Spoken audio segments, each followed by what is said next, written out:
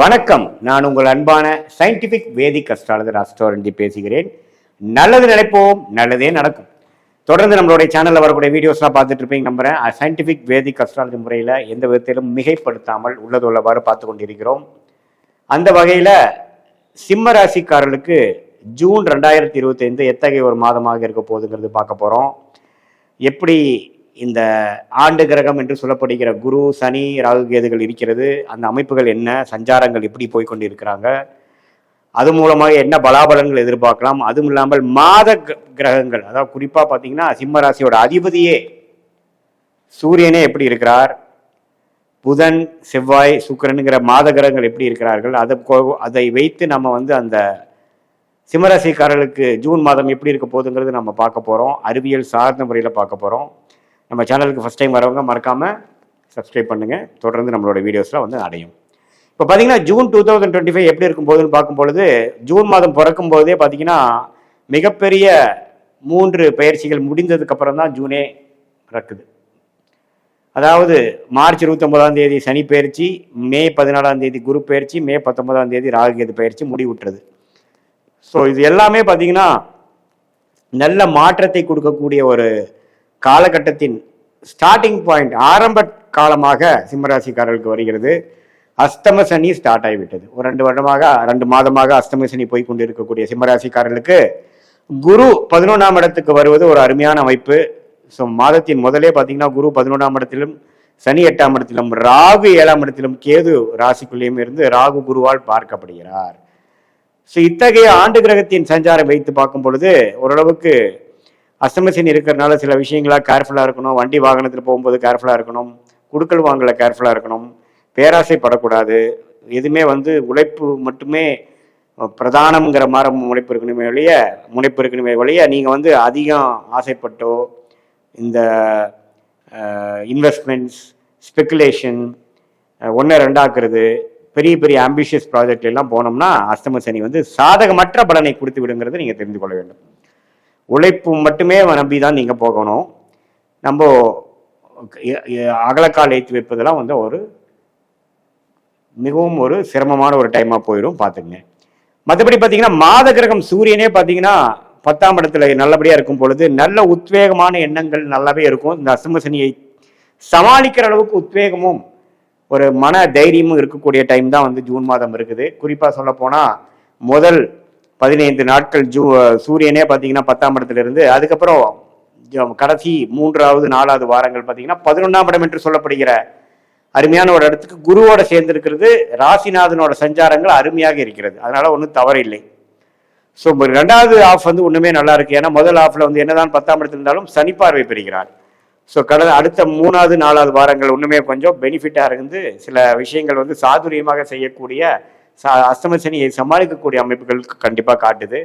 புதனின் சஞ்சாரமும் தப்பில்லை. ரிஷபத்தில் இருக்கிறார். அதுக்கப்புறம் மாதத்தின் நடுப்பகுதியில் மிதுனத்துக்கு வரார். மாதத்தின் இறுதியில் பார்த்தீங்கன்னா கடகத்துக்கு வரார்.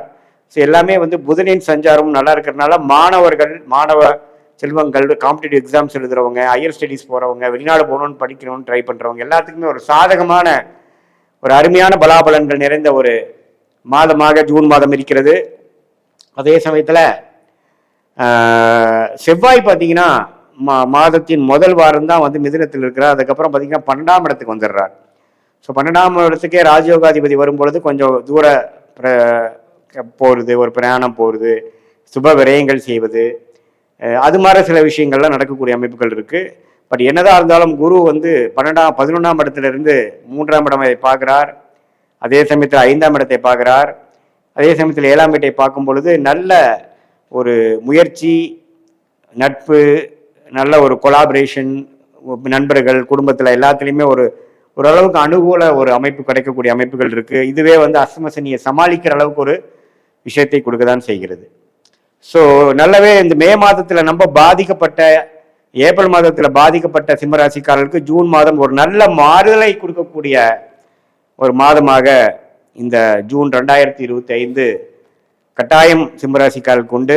அதே சமயத்தில் சுக்கிரனின் சஞ்சாரமும் பார்த்தீங்கன்னா 9ஆம் இடத்துலேயே மேஷத்தில் இருக்கக்கூடிய சுக்கிரன் மாதத்தின் இறுதி நாள் ஜூன் 30ஆம் பார்த்தீங்கன்னா அதோட ஓன் வீடாகிய ரிஷபத்துக்கு வருவது அருமை.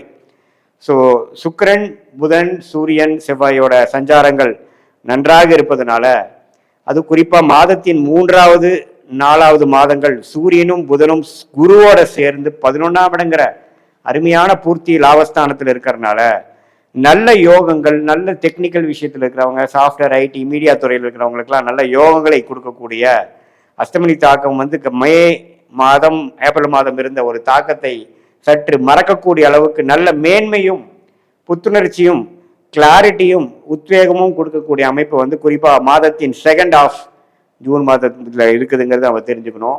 பட் என்னதான் இருந்தாலும் அஷ்டமி சனி நடக்கிறதுனால நம்ம அகலக்கால் வைக்கிறது, யோசிக்காம ஒரு விஷயத்துல இறங்குறது, அதிக பழக்கம் இல்லாதவர்களோட சேர்ந்து பழகிறது, உடனே ஒரு முதலீடு செய்கிறது, ஒரு அதிக ஆசைப்பட்டு ஒரு ஸ்பெகுலேஷன்ல போகிறது, அதெல்லாம் வந்து தவிர்க்கப்பட வேண்டும் என்பதை நான் சிம்மராசிக்காரர்களுக்கு நான் கேட்டுக்கொள்கிறேன். ஏன்னா அஷ்டம சனி பார்த்தீங்கன்னா கொடுக்குற மாதிரி கொடுத்து எடுக்கிற மாதிரி எடுக்கக்கூடிய அமைப்புகள் இருக்கும். ஏன்னா சனி 8ஆம் இடத்துக்கு வரும்பொழுது சில இது மாதிரி உபாதைகள் கொடுக்கும். குறிப்பாக 7ஆம் இடத்துல ராகு வரும்பொழுது ஒரு அந்நியர்னால சில விஷயங்கள், பிரச்சனைகள், அது மாதிரி விஷயங்கள் வரும். ஆனால் குரு பார்வை பெறுவதனால காதல் திருமணங்கள், கலப்பு திருமணங்கள்லாம் அருமையாக நடக்கக்கூடிய ஒரு மாதமாக ஜூன் மாதம் இருக்குது. இதுவரை வந்து காதல் போயிட்டு இருக்கிறவங்களுக்கு கை கூடவில்லை, கொஞ்சம் பெற்றோர்களின் சம்மதம் கிடைக்கவில்லைங்கிற மாதிரி இருக்கிறவங்களுக்கு பார்த்தீங்கன்னா அருமையான ஒரு பார்வை, குருவின் பார்வை, அது 11ஆம் இடத்துலேருந்து வரக்கூடிய பார்வை வந்து 7ஆம் இடத்துல ராகுக்கு வரும் பொழுது நல்ல அது மாதிரி அந்நியர் மூலமாக வரக்கூடிய நட்பு எல்லாமே கொஞ்சம் அடுத்த லெவலில் போகிறது.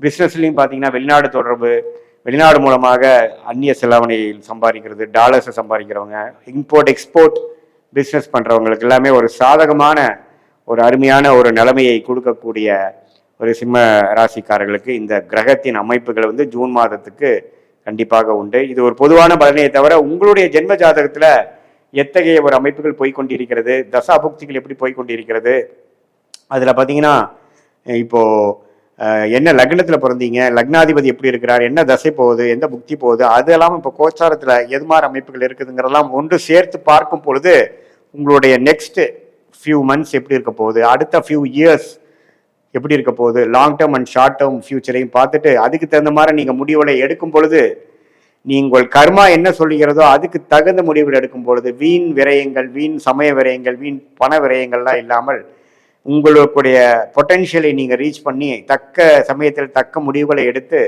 கரெக்டான ஒரு வெற்றியை நீங்கள் கரெக்டான டைமில் பெறக்கூடிய அமைப்புகள் கண்டிப்பாக இந்திய வேத ஜோதிடம் சயின்டிஃபிக் முறையில் பார்க்கும் பொழுது அதுக்கு தகுந்த மாதிரி நம்ம முடிவுகள் எடுக்கும் பொழுது கட்டாயம் வெற்றி பெற முடியும் என்பதை நீங்கள் தெரிந்து கொள்ளுங்கள். இது பொதுவான பலன்கள் என்று நீங்கள் தெரிந்து கொள்ள வேண்டும். மீண்டும் மற்றொரு காணொலியில் சந்திப்போம். நன்றி, வணக்கம். கடவுள் அருள் டிவியை பார்த்தமைக்க நன்றிகள். மேலும் இது போன்ற தகவல்களை தெரிந்து கொள்ள கடவுள் அருள் டிவியை சப்ஸ்கிரைப் செய்யுங்கள். மறக்காமல் பெல் ஐக்கானை கிளிக் செய்யுங்கள்.